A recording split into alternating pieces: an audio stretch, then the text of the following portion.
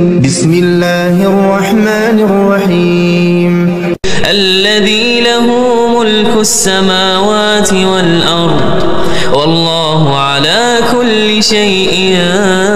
شهيد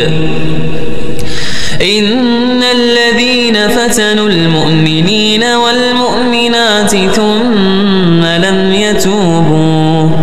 فلهم عذاب جهنم ولهم عذاب الحريق إن الذين آمنوا وعملوا الصالحات لهم جنات